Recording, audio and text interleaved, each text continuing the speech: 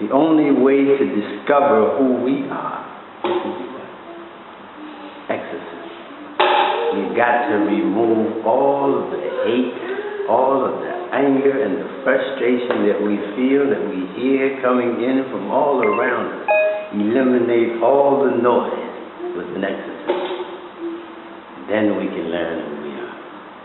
So the first thing we have to do, girlfriend, is what? Exorcism, right? You ready? Because your father was in the Air Force, he was stationed in Germany, and they took the family, you, your mother, and the older sister. When you got there right before the wall fell, well, just as the wall fell down, your younger sister, Jasmine, was born. But when the wall fell, you fell. You broke your leg. You were taken to the hospital, at Ramstein Air Base, I think, and the doctors suspected that your parents were guilty of child abuse because your leg had been broken in 3 places. 3 times, twice prior to that, I'm sorry. Twice prior to that, and they couldn't understand what had happened. Is that right? Yes. Now, do you know why you weren't taken to the hospital?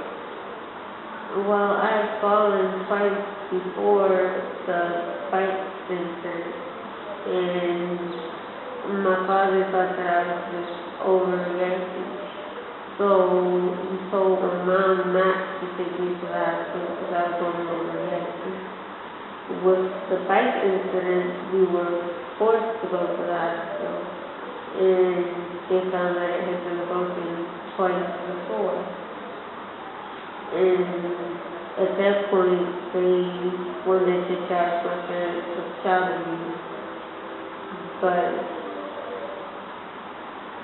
my parents were able to show you had an juvenile, right. That you had soft bones. That I had soft bones. Right. And they found out that I had juvenile syndrome. So they couldn't deal with it there, so they sent me to Walter Reed in Washington, D.C. And there, I saw a lot of different doctors, and they ran a lot of tests. They ended up trying to put me in NIH, but my father refused to sign the papers, so I was unable to go into NIH for care. Next would be school.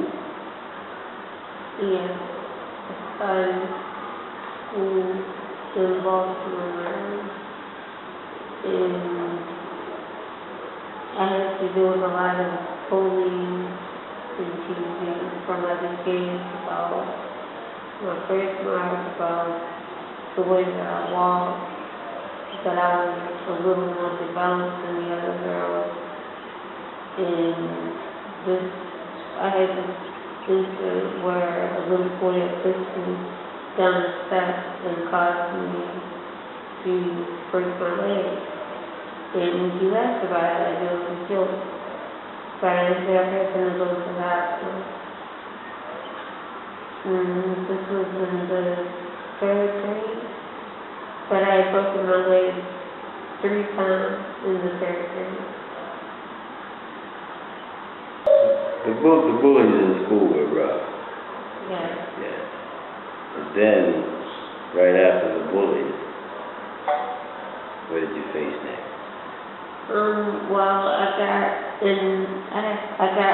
external fixator on my hip. It's a limb lengthening device for the thigh bone, and I had to keep it clean, change the dressing twice a day and everything. But my father had a dog, and he never cleaned up after the dog. So some of the dog's hair had gotten into the wound, and it caused an infection which caused me to get osteomyelitis. And the osteomyelitis infection got so bad that it caused my legs to actually split open on its own. And there was pus and blood coming out. It was almost to the point where you could almost see the rod inside my leg. And it was in his new van.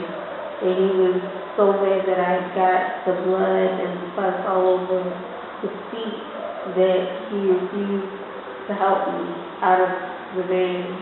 So a stranger that was walking by saw it and offered to help, and he was the one that carried me into the house, and I was waiting for the mother's car to go to the hospital. Because of the infection, I was in the hospital for a long time, and the doctors weren't sure what the outcome would be. So I was quarantined, and my mom couldn't come to me for a little while because they had to wait for the infection levels to go down. Only the doctors and nurses were allowed in, and they had to wear covers and stuff to keep from making it worse. Not long after that, after the infection went away and all, they decided to do an external fixator on the bottom half of my leg, since the limb lengthening didn't work with the external fixator. And how old were you? then I was about 9 or 10 when I got the external fixator. And an external fixator goes all the way around your leg. And what it does is it has needles, like 4 needles on each part that go into your leg. And every week or every 2 weeks you go. First they have to break the bone, don't they? Yes, first the bone has to be broken in order for them to be able to stretch it. And after that, when they put it on and everything, every week or two you have to go and get it tightened where it's actually stretching the bone apart to make it longer. Do you remember that? Yes, it was extremely painful. Not to mention that we had to clean it every day, and I had to scrape the skin off of the pins.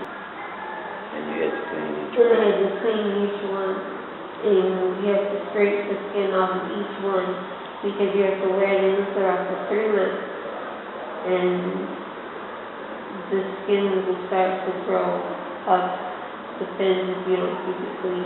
Right. You were being tutored at home at that time, right? Yes, I was being tutored at home at that time. Any problems with this raw other than that? No, problems didn't start until after the end of the house. Okay. What were the complications after?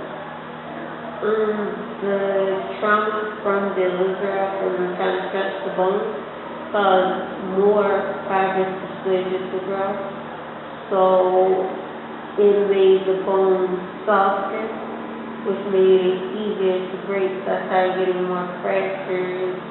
And then one day I was walking across the street because we were leaving to go somewhere, and the bone just snapped in half. For some of the old people in the U.S., it can be, they might remember the elephant man or elephantiasis.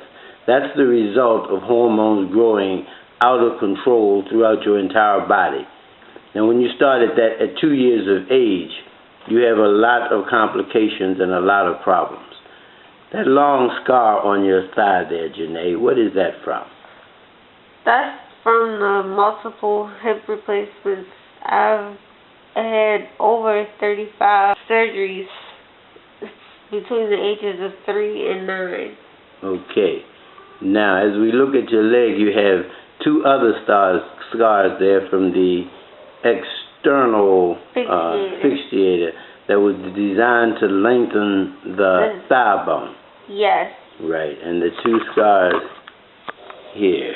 Let's see, there and there. And then you have the scars here where the pins were placed in your leg. Yes. These scars here to lengthen the leg. But that was a bust. Yes. It didn't work. It didn't work. Okay, and you said it was extremely painful. And they go down. How many rods do you remember? Because the Elizarov came to the lower part of your leg, and here you can see the scars, some of the scars left behind from the Elizarov, which was another leg lengthening device that was used to lengthen the lower part of your leg. Here you can see the growth, tumorous growth that's beginning. It resembles fibrous dysplasia, all the way down to the rods that were placed in the lower part of your leg. How many rods were in your leg altogether? Can you remember? For the Elizarov? For the Elizarov.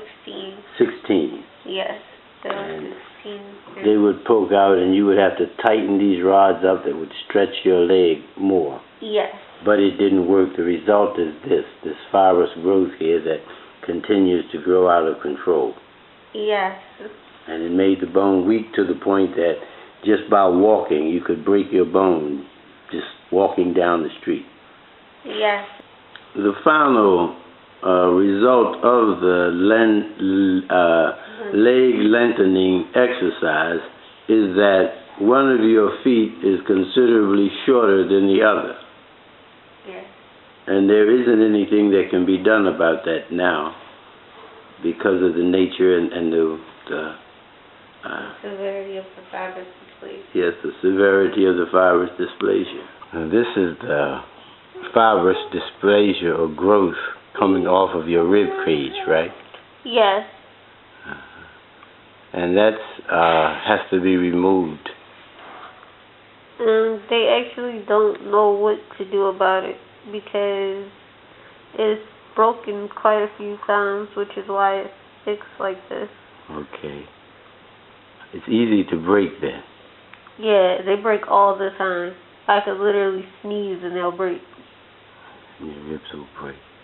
Okay, and that's painful too. Yeah.